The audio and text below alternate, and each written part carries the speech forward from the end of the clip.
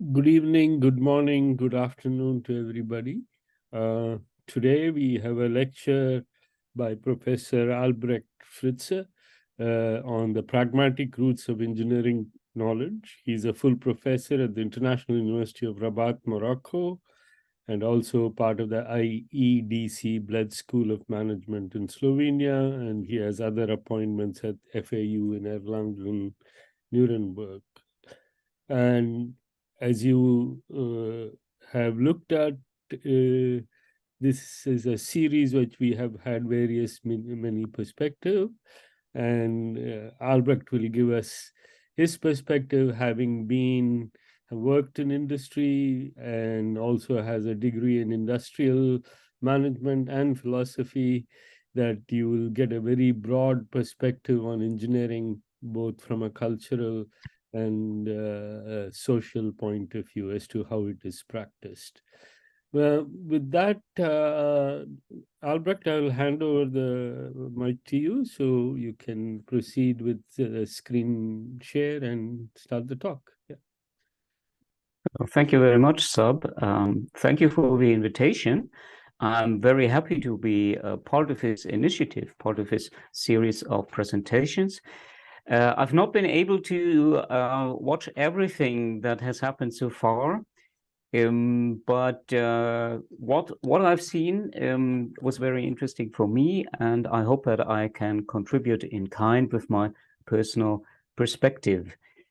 You will see in the first slides that I talk a little bit more about my background and the position from which I approach this topic.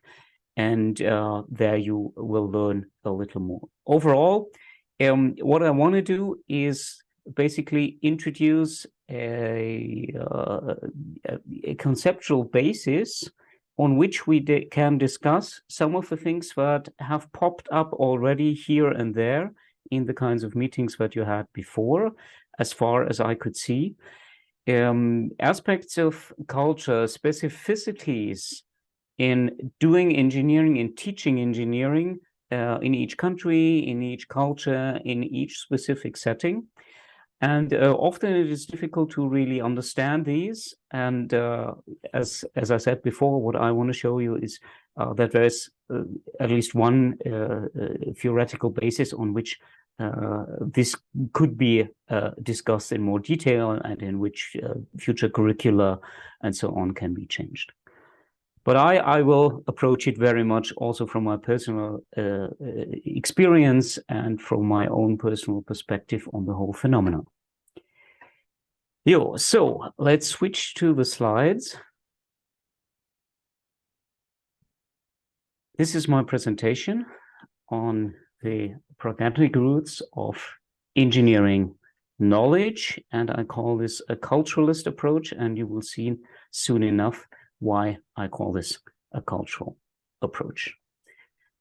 And well, to summarize the starting point, I think I can just ask this question: is engineering universal?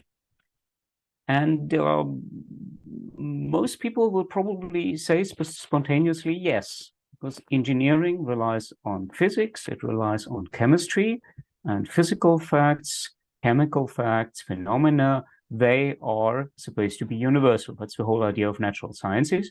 And in as much as we rely on them, of course, there is a universality in engineering, in the way how technology works. And in many ways, we can say we rely on this as well, because without this like predictability, without this ability to actually repeat operations on a regular basis in a similar way, no machine would work. However, from practice, sometimes you get a different opinion. And here, let me relate back to the many years that I've spent in industry. As Sab already mentioned, I worked in the manufacturing industry for German companies, mainly for automotive companies. And I did several different things, of course, but my main focus was order management, which means the scheduling and sequencing of orders for production in factories, which especially for automotive products or this premium cars that you have in many German car producers, is a really, really challenging task. And I set up these systems. I made sure that these systems worked in all the plants of this one company that I stayed with for a long, long time worldwide. And here's just a map describing these factory locations. There's also one in China, which is behind that German map. And for people who know the automotive industry, they know at once which car producer this has been. For me, it was very interesting to travel to all these different locations and to see how production worked there, how like these procedures for manufacturing cars were implemented and how they were run over time. Basically, they should have always been the same, but of course they were not. There was always a different approach to car production in these different factories. And that may be a first indicator that this universality of engineering is true to a certain extent, but there might be situations, there might be occasions, there might be a need as well to think of engineering in a different way. Nowadays, I spend most of my time in Morocco at the International University of Rabat. We have a campus a little bit outside the city center, so there used to be a horse, and I like animals, so I took this picture with a horse. Now the horse is gone, and behind this big sign that you see here is actually a huge construction site for our new university hospital. Our university is very much focused on innovation. You can actually, if you look closely, you can read here that we call ourselves the Innovative University. So we do a lot of engineering, aerospace engineering, automotive engineering, energy, sustainability is a big topic. And my job at the university is actually to support these innovative practices, to teach creative problem solving as well, teach a little bit of ethics because I have this philosophy degree and a few other things regarding the digital transformation. And I do this from the business school perspective, but I interact very much with engineers, and I spend a lot of time in our lab space where we actually support business development, where we support innovations of different kinds, inventions, patenting, and so on and so on. And there again, it is very interesting to see for me as a foreigner, how people in Morocco do it. And like every person around the world, everyone has, in Morocco, also has a talent for ingenuity, for problem solving. But the way it is handled, the way how people actually take advantage of this talent is very different from what I've seen elsewhere. During the last years, I've also been to other countries. Here, for example, you see a slide, a picture taken from a workshop in Taiwan, where we talked about German Industry 4.0. I have published a few books, edited volumes that cover this topic of innovation and collaboration and different cultures and geographies in which this is named. And what I want to tell you is basically relying on all these experiences, which again have told me, have informed me that engineering cannot be taken as something that is universal so easily, but there are always different kinds of like influences, different kinds of factors that we have to take into consideration in all these different activities that we do, and where I have a pleasure to participate or to guide the people who have done these kinds of workshops and projects. Now, you all know pictures like this, the V model of software engineering, often expanded to other parts of engineering. And here, usually, you would say okay, there's something like a cultural embeddedness of what happens, but all these cultural factors, they appear above this red line. And you see here in this area where we talk about application. This is what this model suggests. This is where we get like these cultural influences, feasibility, user requirements. Can I actually, is there a need to do what I want to do? And later on, user acceptance. Do users actually, are we able to work with what I have invented? And how much value is produced on this? So this is a standard approach to say there's the core of engineering. This is basically something you could call pure engineering. So technical, universal technical facts that you create. And then there's this cultural embeddedness somewhere around it.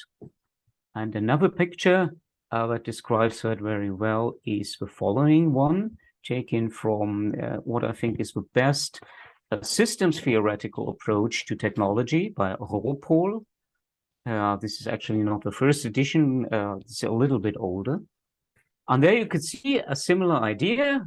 So we have a big square around everything here that relates to nature, humanity, and society. And within that, we have certain conditions that are set.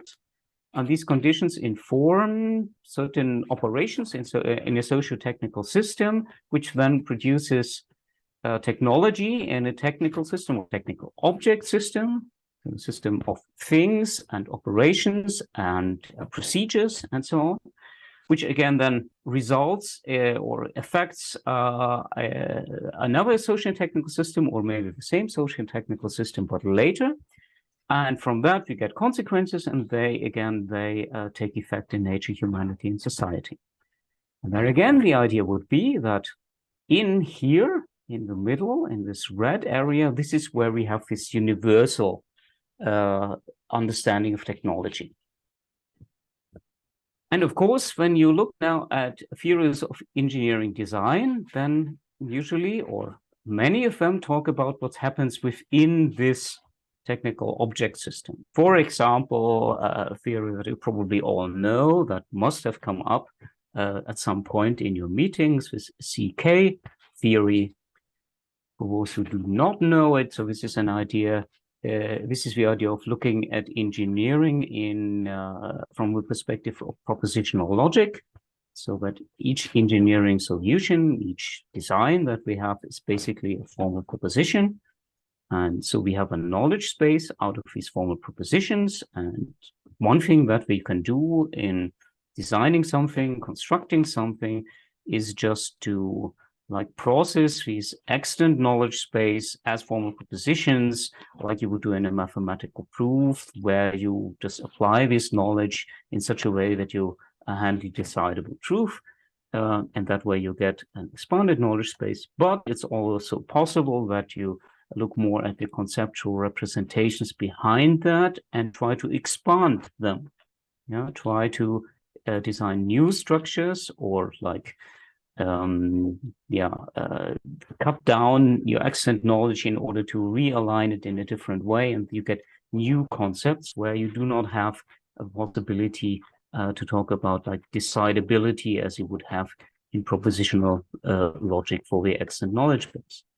And that, of course, as most of you will know, is very useful to explain, for example, how from this traditional chair you could come to this thing, which you could also call a chair, but a chair without legs. And this would indeed be one of these conceptual extensions that we are usually talking about in the CK theory. And all this is supposed to be universal in the sense that I can represent it in a universal mathematical language. So I can capture all these different requirements that we have in different areas in this one objective way of displaying it. But now it becomes interesting. We can see that there are other approaches to engineering as well. And of course, what I have to mention, first of all, is the PSI matrix that Sub and Joram Reich have developed together and propagated during the last years, where we see that things happen in 3 different kinds of spaces. And these spaces are interdependent. So there's much more interaction going on between this formal representations and these social applications and the kinds of problems that we actually address in this context. I won't elaborate in detail because we have experts among us who know this much better, but it's definitely an example for an approach to engineering which has proven to be very, very helpful in practice, where we see again that like this relationship between abstraction and application is a little more difficult than what structures like the V model would suggest. Here's another example, a product engineering model that was developed in Karlsruhe, and it's also very helpful. It's again a systems theoretical approach where we see, okay, we have different kinds of systems that are relevant in society, systems of objectives, and there again, of course, you see like user involved. We have then the systems of objects. We would say, okay, this is physics, and we have other subsystems in this way. But engineering really, this is what this model suggests, takes place here in this area where you see this acronym SPALTEN, and this stands for situational analysis, problem containment, etc., etc., etc. All these kinds of activities that you know in one way or another. And the interesting thing here again is that in each of these tiny activities, it is not suggested that this is completely universal, completely abstract, but there's always like an internal element involved in this.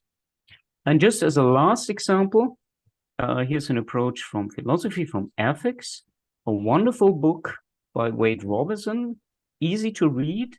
And here Wade shows on many examples how ethical choices are involved in even the tiniest bits of engineering design.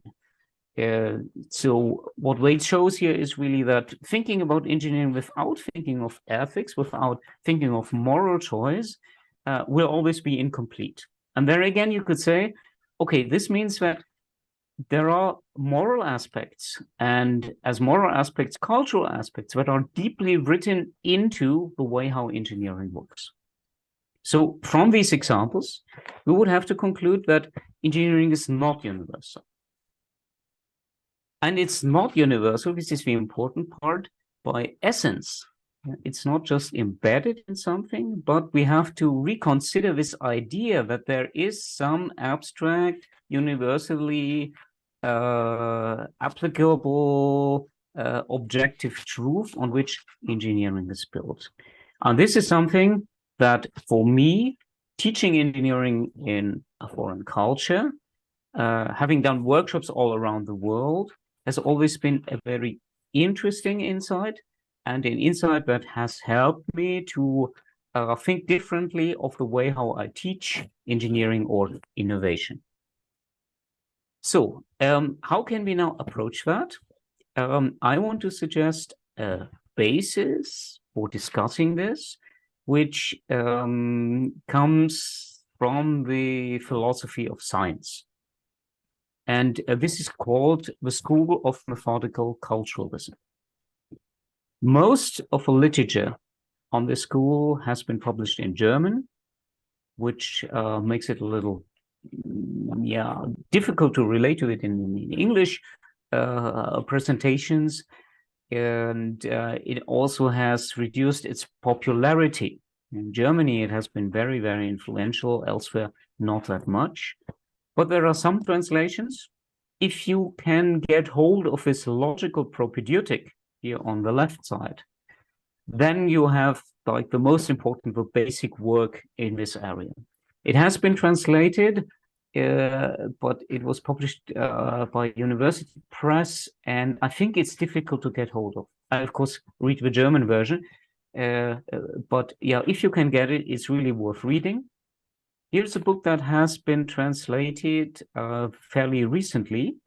It's a book that doesn't cover the whole bandwidth of this school of methodical culturalism, but applies it to the notion of innovation, notion of information and everything that we nowadays see in data management, data processing, and so on. And you will get the main thoughts, actually maybe in a condensed form. You get the main thoughts of this methodical school here as well. And this is definitely something that is still in print and that should be easy to get. And there are also more scientific publications, papers, or book chapters. Here I will refer to this book chapter by Peter Janich. I think this is open source now, or at least easily accessible on the internet. Some others, Michael Funk, and I also have written something more related to management. What's behind that? A lot of different things that people who know philosophy have already discussed for a while. So this school draws on Wittgenstein, on Heidegger, on Dingler, on Husserl, and Frege, Zermelo, also these people who have done the mathematical approach in propositional logic as well. I'll get back to these people later again. And then we have different schools within methodical culturalism. In the beginning, it was called methodical constructivism, but since constructivism has been used as a term for very, very different things, people have said, okay, we should not evoke the wrong associations, so we rather call it culturalism, and that then in the later schools is what they are calling that, and a few basic notions, basic concepts that came up in these schools, they are mentioned here. I will not discuss all of this. I just want to give you this general idea that would fit into the argument that I am stressing here in this presentation. And let's start with this, because here you see like three very philosophical approaches and one approach that you would rather consider as mathematics. And this is interesting because it has also informed recent engineering design theory. The basic, again, is logical propositions, in this case, set theory, so the basis for all mathematics, if you want. And this idea that with these formal propositions, I can basically then construct all the kinds of structures that I need in mathematics. And that, of course, sounds interesting for engineering as well. So we have a universal basis for the construction of like all mathematical objects. And in many ways, you can use this as an example then also for the construction of all like technical objects. And this is roughly speaking, very roughly speaking, what this CK theory, for example, does as well. Yeah, now methodical culturalism says we have to do it differently. And they bring up different arguments which you could assign to different kinds of turns. This is something that philosophers like to do, or social scientists, people in the humanities in general, to like organize new arguments in these kinds of terms. So let's first look at this linguistic terms. The argument here would be, and this goes back to a very early researcher, Dingler, who said that, yeah, I mean, when you look at mathematics, you think it's all universal. But if you look at how this evolved over time, we can see that from the Greek language onwards, like these abstract objects, what we're talking about, they actually got their names from objects and practices of craftsmen. So line, circle, sphere, where we think of, like now using Euclid's axioms, where we think of these as like abstract objects, yeah, existing in a formal, ideal world. Actually, these names, gramme in Greece for Greek for line, for example, that is just like a pen, or what's the English word for it? So it's really about drawing something. Circle, again, sphere, all this relates to practices of pottery, practices of different kinds, And these terms for the abstract objects were just borrowed from this practice. And of course, in borrowing it for the Greek, this was clearly then also like going along with adopting this image that you have in mind. And still today, we do it very often, that we like explain formal mathematical objects by these images from practice that relate back to experience. We can see, that's the argument here in this school, this is actually necessary. And that we can see that we need these kinds of references in order to teach people, but also in order to exchange with others. You know, if we find out something new, how do we describe it? You know, we have to describe it in words that someone else might be able to understand. So we need to have these references to practice. And we can, again, trace that very well in science, that this happens. This is one of the big achievements of this school in the philosophy of science that have looked at that they've actually found proto-theories in physics as well, proto-theories of time, proto-theories of space, where you see that terminology like emerge from the struggle of early scientists to address a phenomenon that they see. So the whole idea behind is that there is a methodical order in how abstract formal representations come up. They always rely, first of all, on individual experience, which is then expressed in language in a shared understanding and becomes a formal representation. And when we say something is universal, usually we do that in reverse. Yeah, we say, okay, this is like a number in mathematics, this is a set and something, and we take that as a starting point and we think that exists. And we then look for applications, but we neglect the fact that these formal expressions, of course, have a history from practice. And you can already imagine why I think this is important in terms of different cultures and teaching engineering in different cultures. Let's have a quick look before I summarize at some examples that, again, are often discussed in engineering and engineering design. Brain teasers, the chair that you've already seen as an example, the axiom of choice as an extension of these formal positions in set theory that follows a certain design process that is now claimed to be also applicable to engineering in a larger sense. Brain teasers. What do we usually learn from brain teasers? In my innovation lectures, of course, I relate to this as well. Brain teasers, like these examples, so giving people a certain problem and letting them solve that, is usually done to show them that they are fixated on certain kind of solutions and that we have to do something else, but we have to jump behind our existing horizon, you know, to look broader for solutions in order to find answers to these kinds of brain teasers. You know these examples probably, how to connect these dots with 4 lines, etc., etc.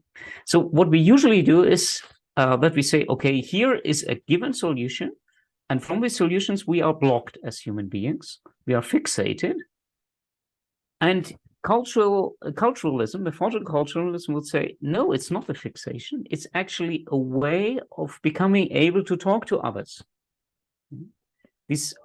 What we like, looking first at these things from an abstract perspective of possible solutions, looks like a fixation, a reduction of like the kinds of problems that we can attack, is in many ways the opposite. Yeah, it's a way to ensure that we are able to talk to others by reducing the scope of what we talk about, but at the same time, making it easier to understand each other and relate to common practices, and maybe include some moral choices as well, where we say, okay, we do not want to think about solutions that that somehow are against these moral convictions that we have. That would be then the first example of showing how like methodical culturalism says we have to look at things differently. We must be careful in how we treat like abstract knowledge. More related to a pragmatic turn is this idea of speaking as something that is not so much descriptive, and especially when we do problem solving, is not helpful to be descriptive, but it's more about like a more active interaction with the world. So if I speak, I usually don't want to describe something, but I want to tell you something. Yeah, I want to like make you learn something or make you do something. Yeah, so this idea of speaking as describing, which is related to this idea of deixis, speaking as pointing to something. This is, from a practical point of view, coming in very, very late in language development. This is something very abstract. This is not something that what language is there for. Language has been has evolved in the past of human history, or history of living beings on the planet. But this is originally a language should be there to communicate something, to be able to align our thoughts with others, and allow for like joint action. And here, an example that is used in this book that I've shown before on information is this thought is used to criticize Shannon and Weaver's concept, because this concept was developed again in the course of solving a practical problem. Yeah? Optimized usage of the bandwidth of certain communication channels that we had by wires across the Atlantic, I think, was the main application. And from this, of course, the concept of information was very, very helpful in order to like express an optimization criterion for the usage of these cables. But in order to speak now about information in a more general sense, we have to be very, very careful if we rely on this concept, which just has proven useful in this practical application. And now like it spreads in all kinds of different areas where this original practical reasoning is not necessarily applicable anymore. Let's apply that again to furniture design, where we see these different kinds of chairs. And there we could then argue differently, and we could say, okay, this chair, of course, this also relates to an idea of practical problem solving. And by the way, an idea of like being together in society that we cannot see in all parts of the world, but only in some parts of the world where it was important to sit together with others on such a table, and where we would have the idea of a chair or a throne, even with like more cultural implications, that fits to this kind of social context. Yeah, and if you want to look at this other chair, of course, the most natural way would be to look at a different social context, which is exactly where this kind of chair is used. So you would not say that you go through a formal description of a chair and then deconstruct this description in order to expand it, but you would look at the other like cultural settings in which something is applied, and then see that as informing this new concept. This has also another advantage, which is something that I will use now at the last aspect of this of these turns that I discuss. Here's something, and now it's getting a little bigger, but I think it's still interesting. There's something called the anthropic principle, as you know, in cosmology, and like the weak formulation would be that any theory of the development of the universe should give account of the possibility of its own development. And what like these protagonists of the methodical culturalism propose is that this could be more generally applied. That any theory of the development of something should give account of the possibility of its own development. It's not an achievement to develop something which is absolutely useless, and it's difficult to explain why someone should spend the effort on doing this.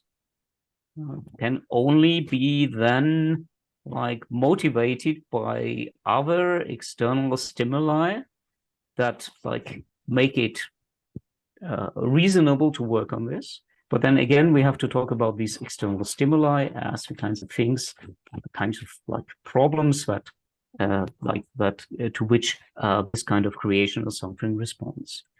And that, of course, allows us when we talk about like why something is developed, why we have a certain solution, to think about these explanations also in a different way and say, okay, we cannot think of a technical achievement just in terms of the efficiency or effectiveness in an abstract setting, but we should also explain why people were interested in doing this. Many people do that already in engineering education, where they tell these success stories. But again, it's very important in these success stories to make clear we have to like make it plausible that someone came up with a solution and not just say, okay, the solution itself, it was so great that it had to be found. And there again, the example now from a formal point of view, not going back to the chair, but from a formal point of view would be this kind of axiom of choice in mathematical set theory, which was also designed in addition to axioms that have already been there before. And the big question here is not necessarily how could we find an axiom that is independent from the other axioms and axioms that you really need because it's new, but the question would be, why do we need it? What is it good for? And there again, we can see that long before this has been like expressed in this formal way as an axiom, it has already been used in mathematics. It has been used in other forms, Zorn's lemma, well-ordering theorem, for practical purposes, because like these mathematicians had certain needs in addressing certain problems where they said, I need some kind of argument to like to justify the kind of conclusions that I have. And from that, then I have a very, very practical reason to come up with this kind of axiom. And the fact that it is now logically independent from the other axioms, this is just a nice additional aspect of the whole thing, but it is not like relevant in order to explain this design process. So why is this important? Why is this applicable to engineering? I do not want to discuss this alone. I will just want to give you my personal opinion, and then I hope we can engage in some kind of a discussion on this topic. So I will finish just with one slide to show you how this informs the way how I approach innovation and engineering design in my lectures. So for me, the guiding thoughts are, first, I teach innovation engineering to my students as a foreign language. These students, and especially the business students that I work with, they, from their practical experience, are not used to this. Yeah, they need to learn this. This is why we teach them that, but it's not something that comes natural to them. And this is okay. And for me, it's even twice the case because I come from a different country and they pay me very well, not the least because I come from a country that has a good reputation in engineering. So they want me to teach like a German way of engineering, whether this is justified or not. This is what they want from me. And I do this, and I think it is okay as long as I make it clear to people that this is a good approach. What I have to take care of is that they learn this language not as a dead language, as we would say, so a language that you only learn for speaking that language, but as a language that allows them to communicate, allows them to address problems in such a way that they can solve them. So yes, it's a foreign language, but sometimes it's better to have a foreign language because it helps you then to look at things from a different perspective.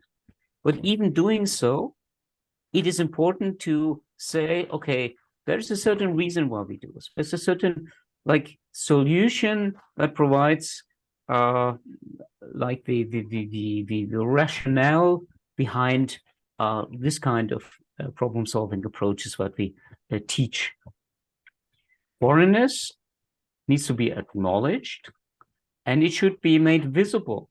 It should also be made visible in such a way that it does not fit to the way how people think at the moment. Yeah, but not from this point of view where you would say, okay, it's better. Yeah, it doesn't make sense.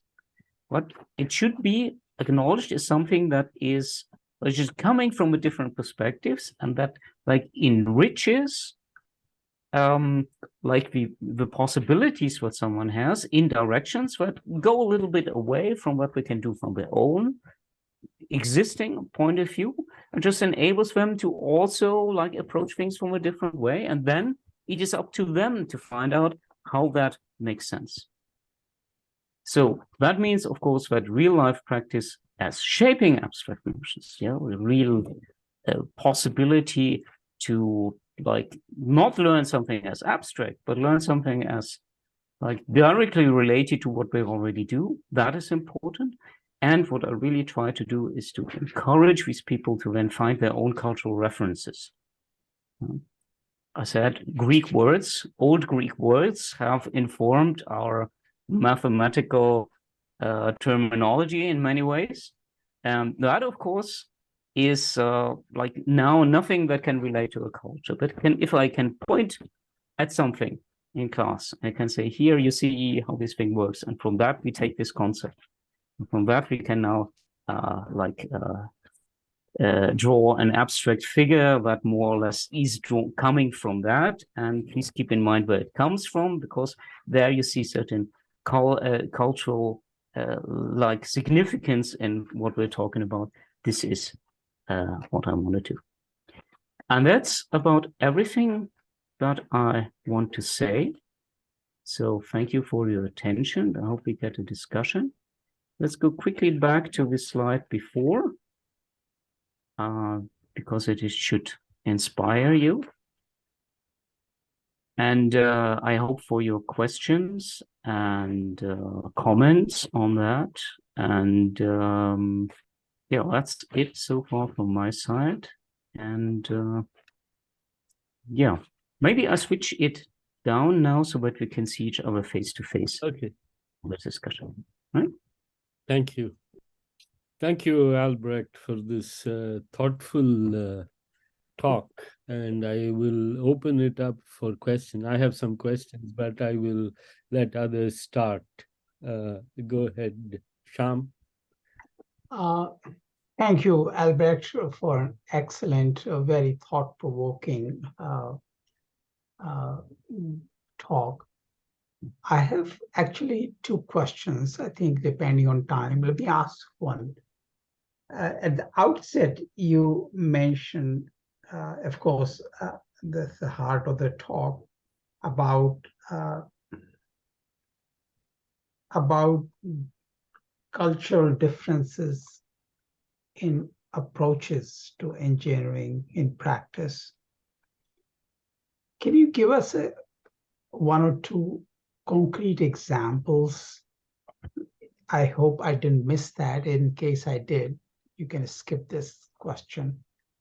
But if not, give us one or two examples of how you found, what kind of differences you found across cultures in how people in practice yes, so think about these differences. Yeah, so thank you for this comment and for this question. So something that I do very often is actually do workshops for specific problems in open labs. So I try to bring people together from the same background, maybe from different backgrounds, confront them with a specific topic or an innovation domain or a new technology, and I ask them to work on this to really then be able to come up with a new kind of solution. And there are some technologies where, of course, that is something that young people know very well. So usually a smartphone or apps on a smartphone, all these kinds of sensors that you have on the smartphone, and that can be used for many, many different purposes. For example, now something that we discussed a while ago, and now it's relevant for Morocco, these sensors in smartphone can give you earthquake warning, or can actually help you trace someone who fell down, or trace someone who was in a building that collapsed because you like the sensor can notice that this is going on and send an alarm. So all these kinds of applications can be developed from smartphones, but I see that depending on the group of students with whom I make exercises in order to find these solutions, that they relate in very, very different ways to this potential, to these technical concepts of a smartphone and sensors of a smartphone. So where does that come from?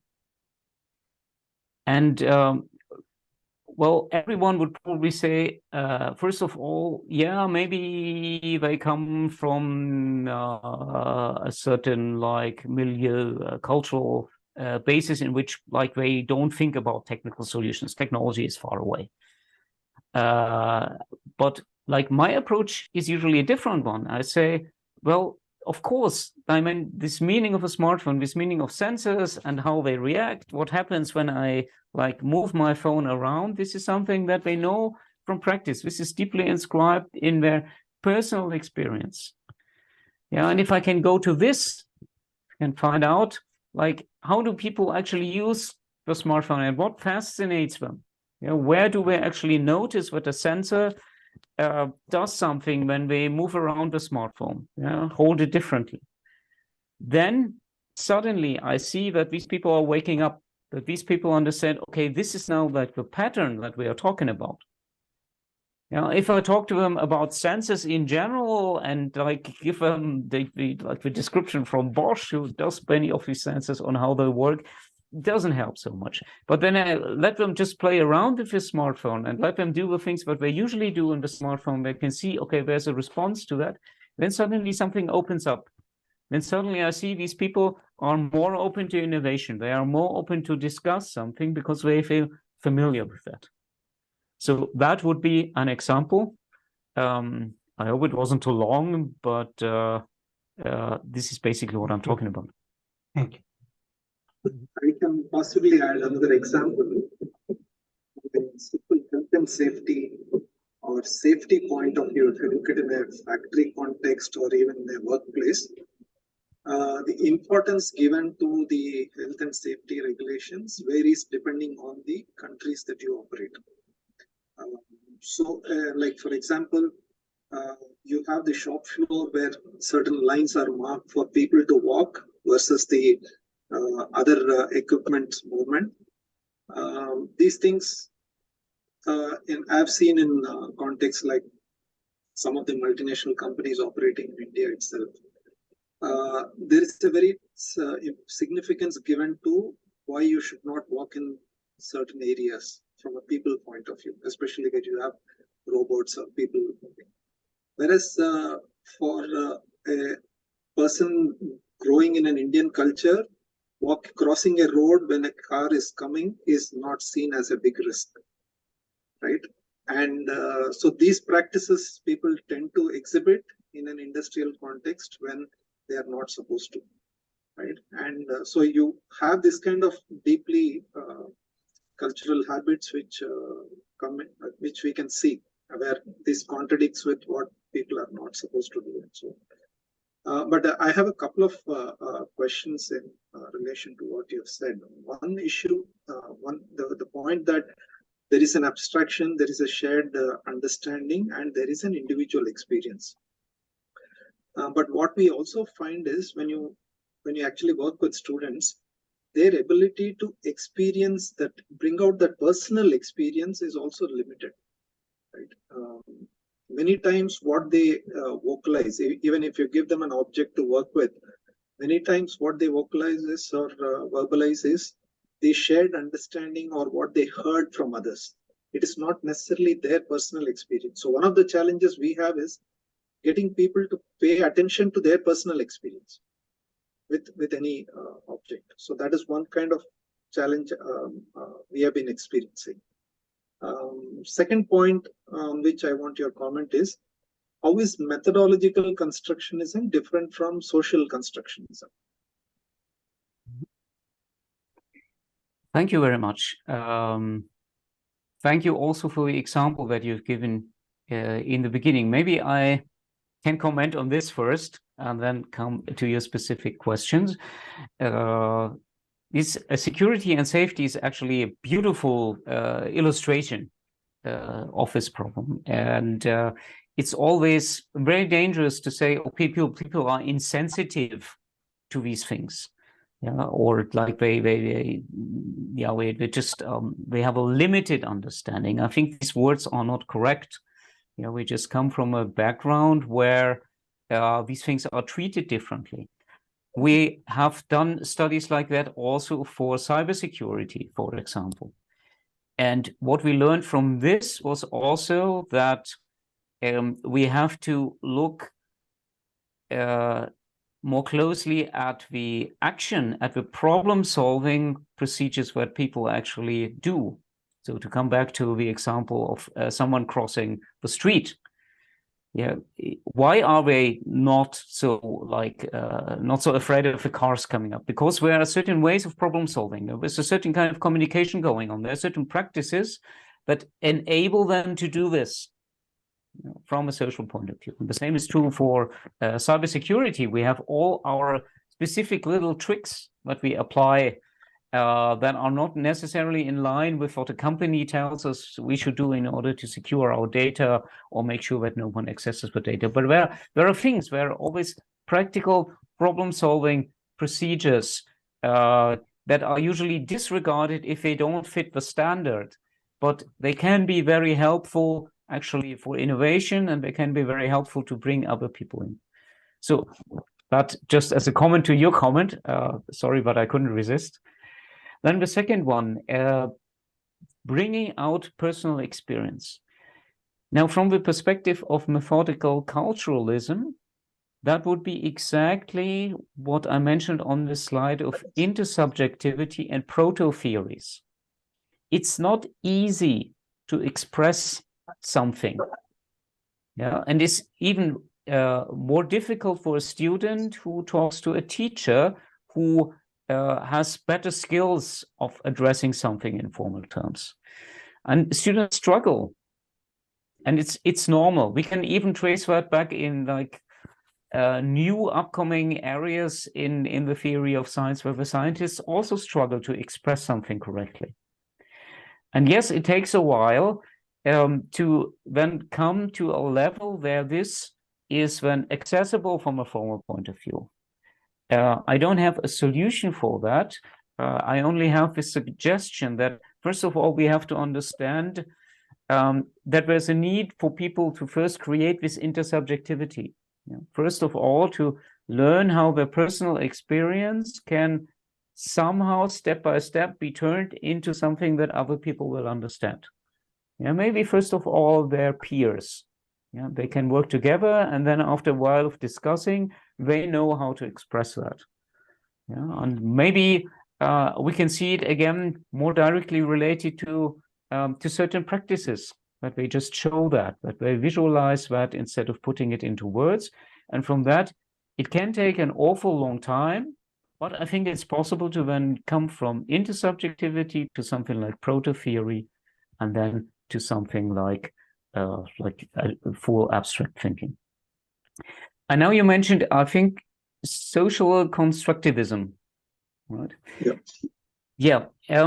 The main difference is that social constructivism, if you look more closely, would like say, okay, it's social practices that build up something, but they are usually not interested in the underlying patterns of formalization themselves. You know, they just say that the way how we see things, of course, has a cultural bias. But what like methodical culturalism tries to say is that there is no objectivity. There is no abstract way of expressing something. We just have no reason to expect that there is, because nothing in the world actually can prove that. Yeah, everything that we do in this world is informed by practices. And therefore, like the basic claim of existence of like an abstract truth, that would be challenged. If we need that for engineering is a different question, but in terms of like the reasoning process from a philosophical point of view, that I would say is the main difference. And this is why like it also was informed in set theory in the beginning, where you would say, okay, there we think mathematics somehow that has to be universal, but yeah, we just don't have a reason to make this claim. Thank you. Thank you. Any other questions? Otherwise, I have a question for Albrecht. You have raised various issues, both the formal theories and other theories in design. And the argument you are making is that the universality is broken because of cultural differences and social attitudes that come from day-to-day experience. So, if I may, given that you're working in Morocco instead of in Germany, what do you find? Do you find the underlying cultural differences of the Moroccan students play a sort of both an impediment and enhancement for them to think about these things? I'm asking this question because often in many societies, exploration by a student is not very welcome, right? In the sense that you're too young, you're too this, you don't know what you're talking about. All of those kind of issues come into play in many societies. And I'm saying this because when I gave a lecture in India and I said, come join me in my group and I'll let you imagine. And somebody came and told me, listen, I talked to many of my professors with my ideas and they all told me, stop imagining. So tell me why I should believe you. So I wonder whether you confront a similar problem in terms of asking them to change their cultural attitude. Yeah, I'm very hesitant asking them to change their cultural attitude. Mm-hmm. Because I don't think that I can approach a different culture from this perspective, that I say, okay, I know better or something like that. This is really not my way. But what I can do is, again, I think I mentioned before, I also think I'm hired to do this, is just to show them the diversity that is around. So that we see, okay, there's their own culture, and now they are confronted with someone from a different culture. Mm-hmm. I had a long discussion with my dean, actually, about my German accent in French. And he insists that I keep this German accent, that I even increase it, just to make that clear. That we see, okay, there's someone else, and now they are confronted with this person, and they have to deal with this person. And not in such a way that they say, okay, this person knows better. Of course, sometimes as a professor, but in other occasions, it's independent. Like when I come to school on my bicycle, which is unheard of for a full professor. Every student wants to come by car, and I deliberately choose this different. I choose a bicycle that they use as a child or something like that. And they would never then do this as well because I'm a full professor, but they notice there's another approach. There's a difference. And that, I think, is the starting point. To understand their cultural convictions as cultural convictions. To see, okay, this is now where I come from. This is what I think is right. And there's something else. There are different approaches on doing this. And this is what I can achieve. Mm-hmm. And then, when they have noticed that there are these differences, then it's up to them to find out that this other approach is also available to them, and they can choose it in order to approach certain problems, knowing now that the things that they have usually done are just one way out of many different ways of doing that. And this kind of like experience, this is what I think I can give them. And then sometimes I see that they like start right away, of course, trying out these new things, maybe being disappointed and going back to what they usually did, or maybe being then surprised how interesting this is. And sometimes it's a game, it's like role playing, but again, it's something where over time, see, okay, there's something else. And just as a last remark on that, for me, it's true as well, of course. Yeah, I learn from this experience myself, on how much I am biased by my own culture, and how like there are interesting new perspectives that I can also take from being in this different culture. So thank you. Basically, exposure to different ways of thinking is the primary, and the validity of those kind of thinking in particular contexts is sort of what you are advocating as a way for a form of transformation from the fixation coming from a single culture. Yes, I mean, there's a whole bunch of literature in post-colonialism on this topic as well, that stresses very much that the world is much richer than any single culture could map. So that you have always like different systems of meaning that somehow are incommensurable. You cannot really like express the same things in all these different cultural settings, and there's always like some residual area where one culture can express more than the other.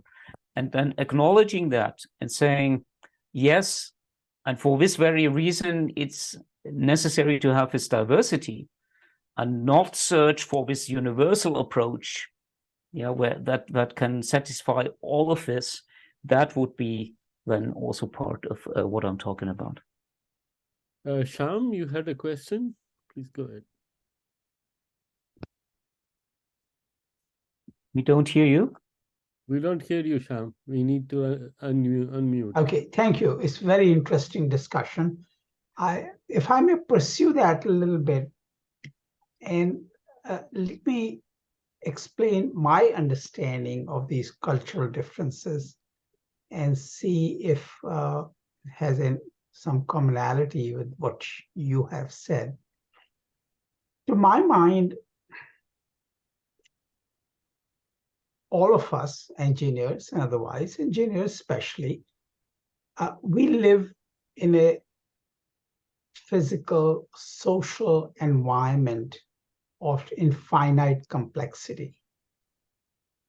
And we need to abstract from that complexity to make things feasible. We abstract away from the infinite complexity to consider a finite number of factors, whether it's 5 or 10 or 100 or 1,000. And our cultural context, our background, our experience in the past, society, we are used to making certain abstractions. We are used to looking at certain factors and ignoring the other factors. And across societies, some people might have differences in what they ignore and abstract away from, and which factors they take into account. So that is an understandable difference between the cultural differences. What I was looking for is, are there examples where these cultural differences lead to defensible, persistent differences in engineering practice? Of course, some differences in engineering practice left-hand drive cars or right-hand drive cars is driven by laws of various countries and is structured the fixed cost of left-hand drive or right-hand drive. But I don't see very many examples where engineering products across society have persistently different designs because of cultural differences. Or maybe that's not the case. Let me just ask you that. Thank you. So thank you very much. First of all, thanks for this explanation, this complexity argument, which yeah, I totally agree. This is also one way of putting things, and it might even have the advantage that we are not distracted by the term culture in terms of like different languages, different countries, because we can see the similar things within one country, you know, maybe between genders or between people with different like professional backgrounds. The same kind of thing. In every case, we would have like some kind of intersubjectivity, some kind of reduction that we have in order to be able to do something. Interestingly enough, a sociologist and business researcher, Max Weber, once said that industry basically relies on asceticism, you know, on a withdrawal from the complexity of the world, to really be able to say, here's a problem and that I can solve, here I can optimize something, here can be efficient. It's always this kind of reduction of complexity, withdrawal, and of course it can be different. Do I see this, that we have differences in terms of the design of technology? I agree that this is rare, but I see significant differences in the way how, like, the value creation patterns are arranged around these standardized technologies. The way how, stupid example, the way how Germans use Facebook is radically different from the way how Moroccans do it. Mm. Social media in general, I can see it in the kind of patterns, the kind of content that is shared, the way how comments are made on that, very, very different. Also, I know from insurance and finance industries that they are very, very interested in Africa in terms of like spreading new digital solutions for finance, apps on the smartphone that would never work in Europe because of the infrastructure that is already there in Europe. Many people are still hesitant to do it on their smartphones, but somewhere else it's possible. Payment systems in China as well are like working in a way how we do not see it in Europe. Maybe at some point Europe will follow up, but I rather expect that Europe will be interested in other kinds of solutions. So I think it exists, but of course it is difficult to then pinpoint it through an abstract representation of how these tools work, because that would be contradictory. You know? So I have to look at this larger context of value creation, and then suddenly I see it. Yeah, maybe that's enough. Yeah, let's stop here. Thank you, Albrecht. And I don't think there are any more questions, as I also see people slowly dropping off after 10 o'clock. I thought we should complete the discussion. So thank you very much for a lovely talk and a follow-up discussion. I think these are very important aspects in the way we try to bring different ideas to our students, as well as to think about engineering in beyond the technical realm. Anyway, thank you. Yeah, thank you very much. Mention the next talk. It's 2 weeks from now. It's on bio-inspired design. and I need to organize talks after that. I haven't done it. And Sudhir, if you have somebody, please do. Meanwhile, I will also look around for 4 weeks from now. Okay. Sure. And Albrecht, you're always welcome to attend this talk or go see it anytime you on the web page as soon as I start putting things up. Excellent. Thank you very you. much. Thank you. Thank you. Have a nice evening. Have a nice day. Okay. See you bye. soon, I hope. Thank you so much for Thank you. excellent discussion. Thanks. Thank you.